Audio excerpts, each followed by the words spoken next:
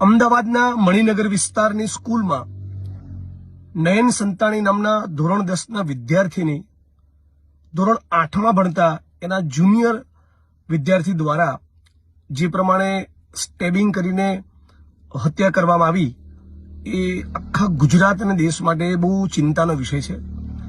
આપણે ગુજરાત અને દેશની નવી પેઢી એ કઈ દિશામાં જવા માંગે છે એવો એક બહુ સિરિયસ સવાલ ઉભો થાય।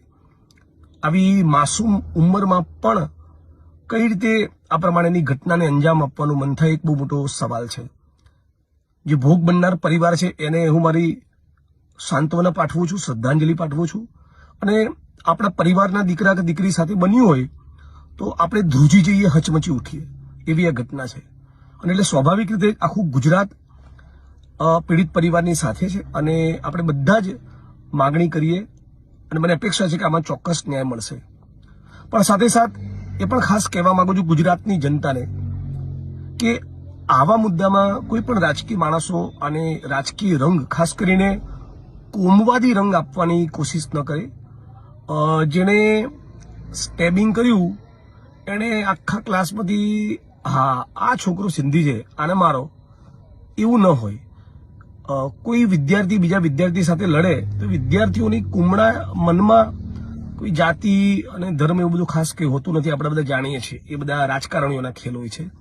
એટલે આને કોમવાદી રંગ કોઈ ન આપે અને પીડિતો માટે આપણે સાચી આપણી સંવેદના વ્યક્ત કરીએ અને પીડિત પરિવારને ન્યાય મળે।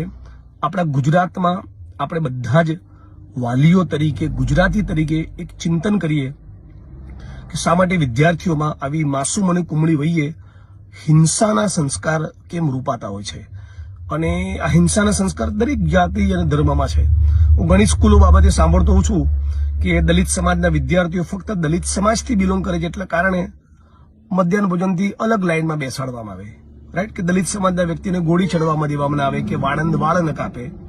તો એ અસ્પૃશ્યતા પાડનારા કે દલિતો પર હિંસા કરનારા માણસોની હું કોઈ દિવસ જાતિ નથી કહેતો હતો કે આ સમાજના લોકોએ દલિતો સાથે અસ્પૃશ્યતા પાડી કે હિંસા કરી, એ જાતિવાદી માનસિકતાવાળા અસામાજિક તત્વો છે।